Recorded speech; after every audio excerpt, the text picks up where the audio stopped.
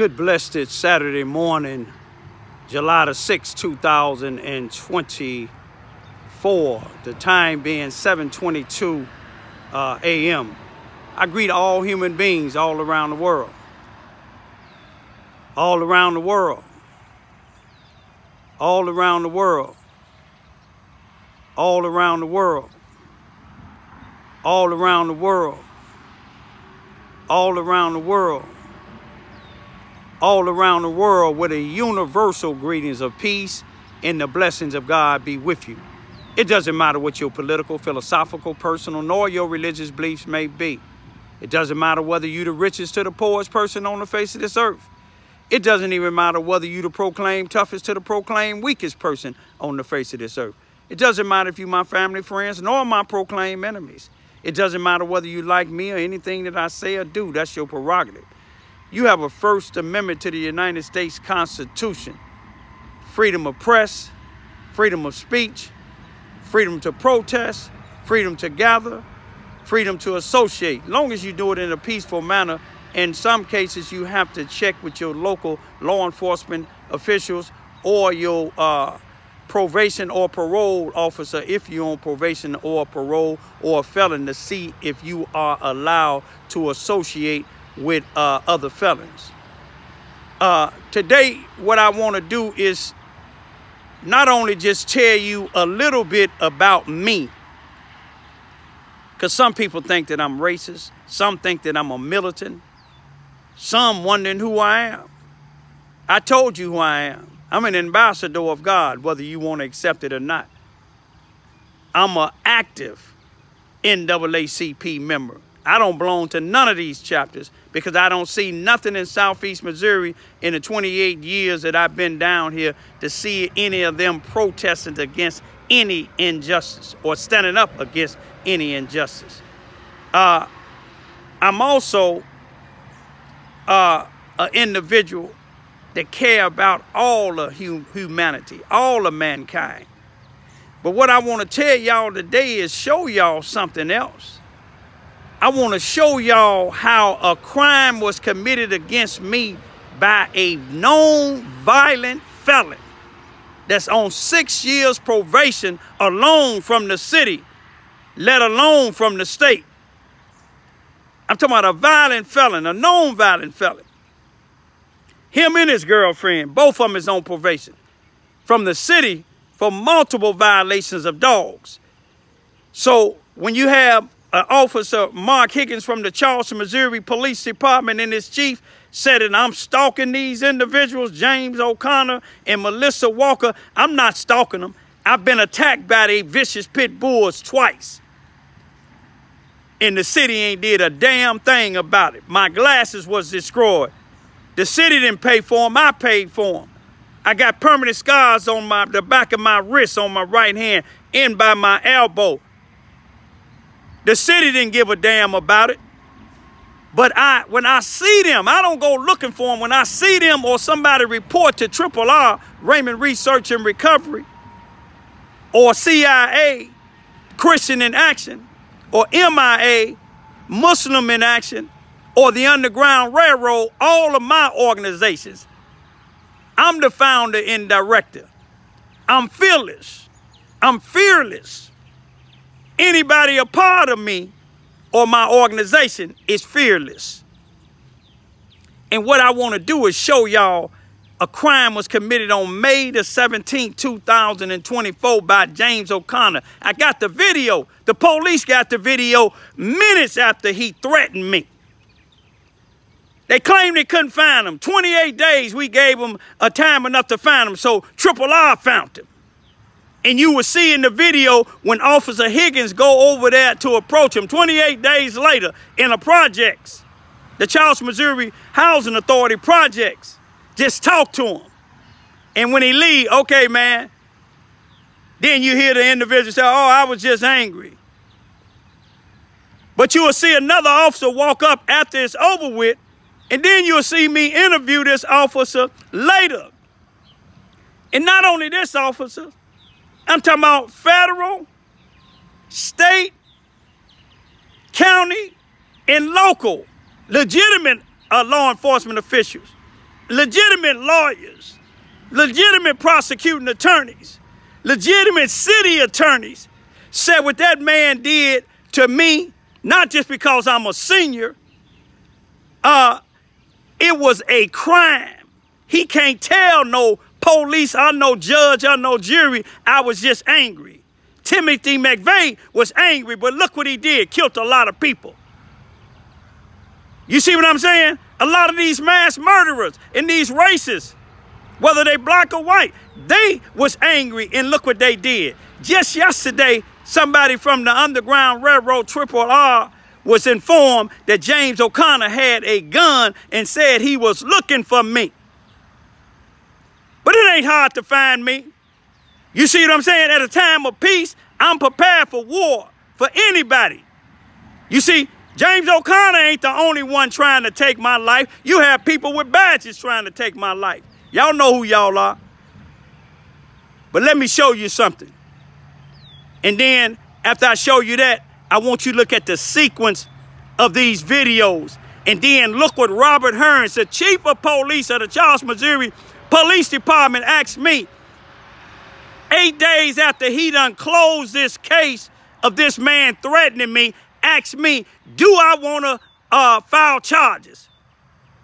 Now, if I went and threatened his wife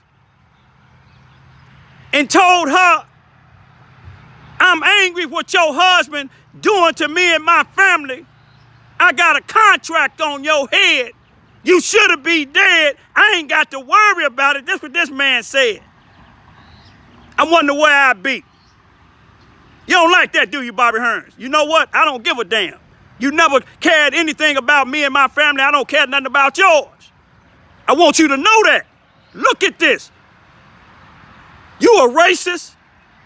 You got a Adolf Hitler haircut. And one thing about it, God gonna deal with you, my man. If the feds don't get you, God gonna deal with you. Or the boomerang. My grandmama said, when you throw a boomerang to try to chop my head off, it's coming right back to you and all your family, you racist. Let me shut up. I want y'all to take a good look at this here. You see, the president of the NAACP here in Charleston, Missouri, may not even have one of these. You see, I'm updating. Even though the NAACP national chapter or no other chapter in the United States has never helped me. The only one helped me is a brother that's the NAACP member, used to be the chairperson of the NAACP in Carbondale legal department, but to sell out blacks, they ousted him. Put a white guy in there that didn't do nothing.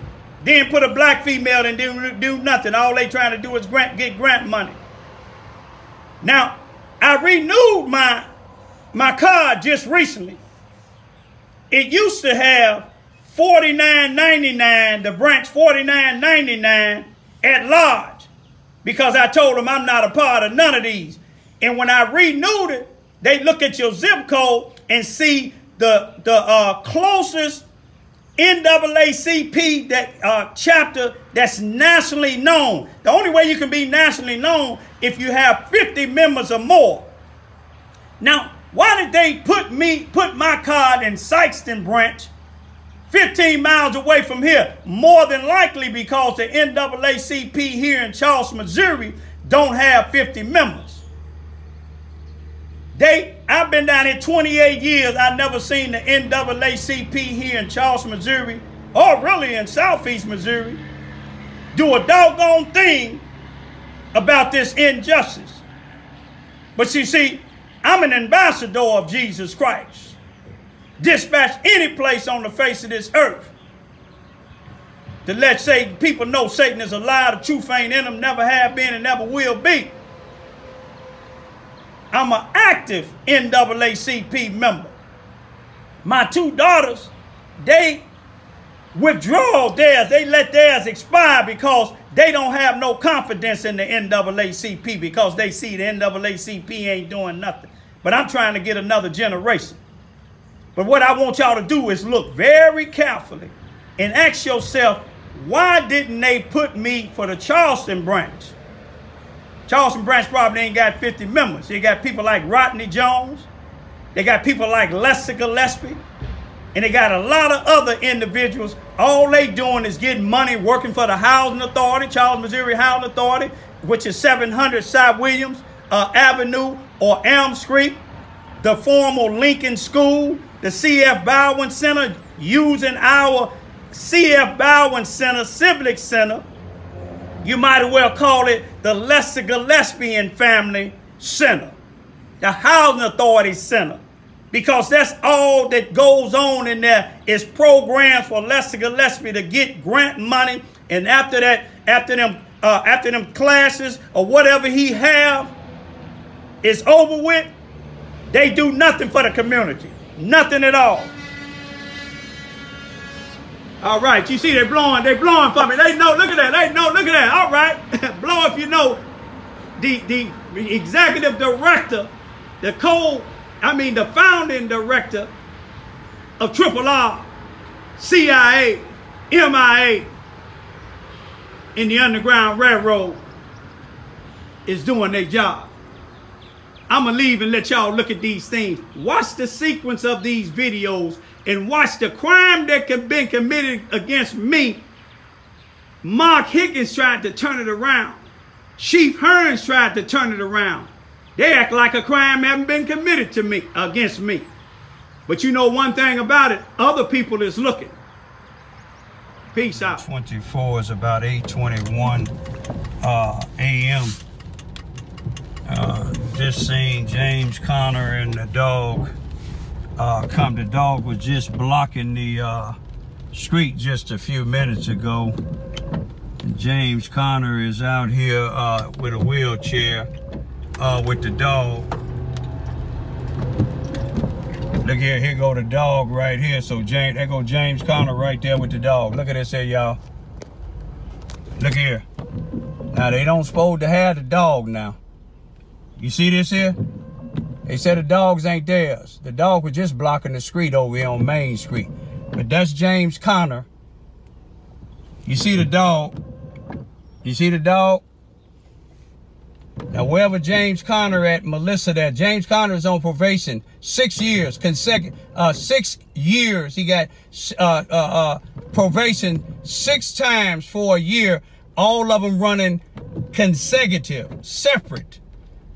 You see, he know he can go right back here to Rodney Jones' property and the city property because they ain't doing nothing about it. Ain't doing nothing about it. How you doing, James Conner? I'm doing just fine, Mr. Raymond Ivy. Okay, okay. Stupid son of a bitch. Oh, is that what I am? Motherfucker, you know it? It- Ain't a snitching motherfucker. Am I? Am I? You ought to be dead. Hey, oh, you say I ought to be dead? You ought to be dead, motherfucker. Okay, you know where I live, don't you? You're a snitching bastard. You know where I live, don't you? Calling ass bastard. Okay, okay, that go the other dog down there. Y'all can see the other dog right down there. You got a contract on your ass. Oh, you got a contract on me. That's a threat right there. Okay, okay, that's a threat right there. I ain't got to worry about it. Okay, all right, that's all I need to know. That's Oh, snitching hoe. That's all I need to know. You got a contract on me. That's a threat. There's James Conner and Melissa right there. James Conner and Melissa right there. He done already threatened my life. I don't know if he got a gun or not. You can see him coming towards me right now. But that's him and Melissa. Him and Melissa Walker. Both of them is on probation about these dogs. You see him?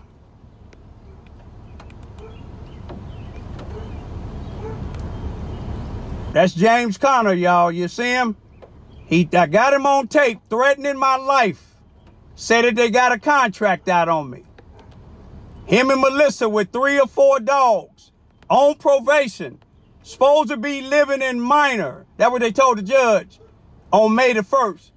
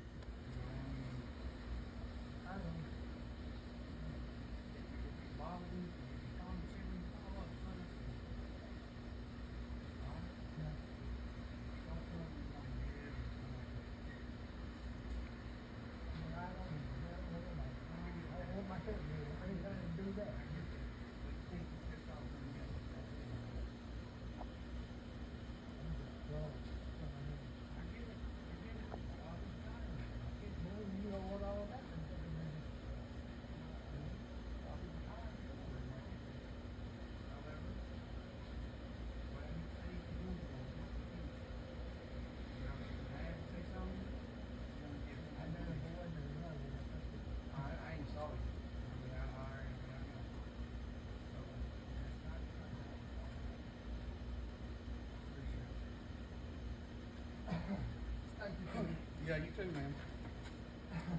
Hey, and for real, I wasn't. That was a stupid act. And I don't even do that. I have before, back in the day.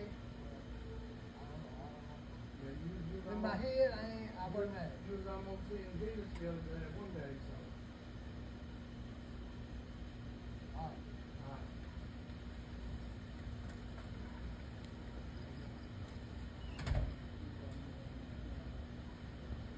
You know, it's almost like 1958 with Eugene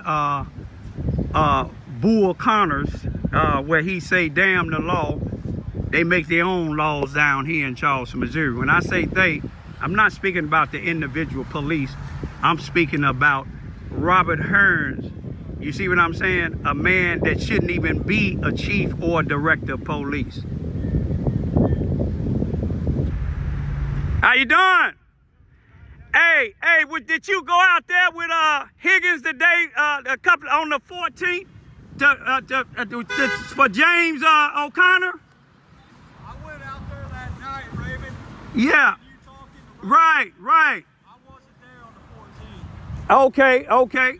Yeah, you wasn't with Higgins on the 14th when they found him in the house over there? Over on Swing Street? Right. I met him after he was done. Hang on just a second. All right, I will.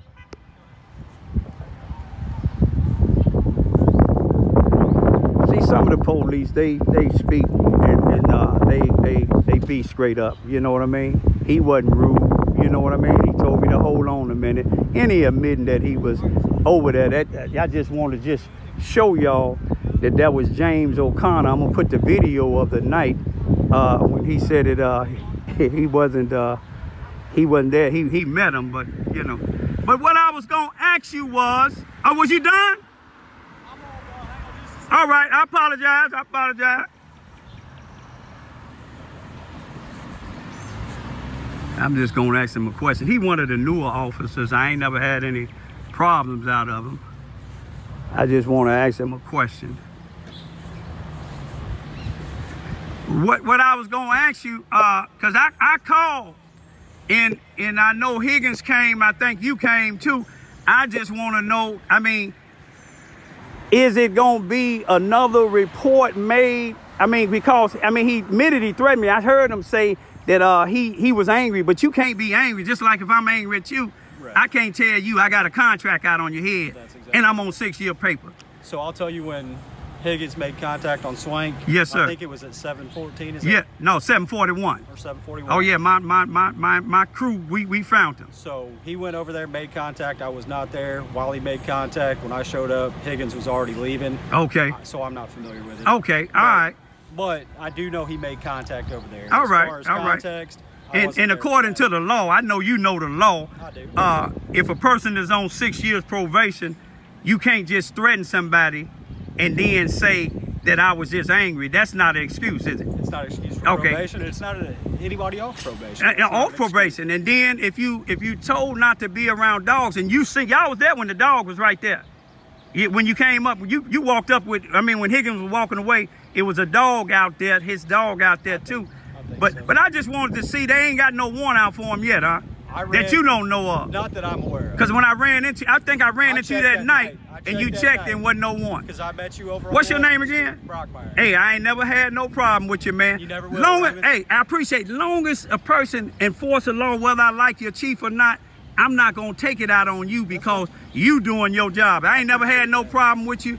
You'll never have none out of me. You never have. Hey, thanks a lot, man. And you have, hey. Raymond, thank you. Hey, thank you, man. And anything you need, holler. Hey, I appreciate you. You always been straight up with me, man. Always will be, Raymond. Hey, maybe you stay long enough, man, to become the chief. We need somebody to show a good example. Your chief. Well, I'm gonna leave that alone. I don't want to get you fired, man. Hey, you might get suspended for shaking my hand. No, I'm just kidding. Hey, have a nice one, man. All right. I'm going to leave out of the report of on May the 17th, 2024, that Officer Higgins wrote concerning Jamie O'Connor threatening me. I know you signed on that, and then they said they couldn't find him in 28 days. Me and somebody found him and then Higgins talked to him, and I see that you closed the case. Can I ask why? Do you want to sign a complaint? No, I'm asking you why did you close the case? I'd have to go back and review it. I don't recall off Okay. the top of my head. Yeah, he had found him. Well, we found him in Higgins, and then I looked on the thing, and Higgins asked him a question, and he lied and said he didn't make the threat. Okay. Right. So now I just want to know why was it closed? I just every time it's to be on YouTube. No, I'm just saying I want to know why it's closed. I just left out the police station here, asking Robert Hearns why would he sign off on a report when Jamie Connor threatened me. And did you hear him say he don't know? I'm gonna go back to the house and let y'all see the report. But I made a report. I'm gonna talk to you in a minute. Oh my gosh. Look how dark it just got. Oh my God, look at it. Oh my gosh. Let me put my glasses on. I can't even see.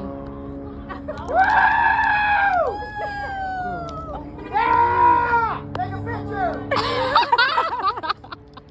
Oh my gosh. Look, look. Look. Like, I'm not going blind. My fucking phone ain't blowing.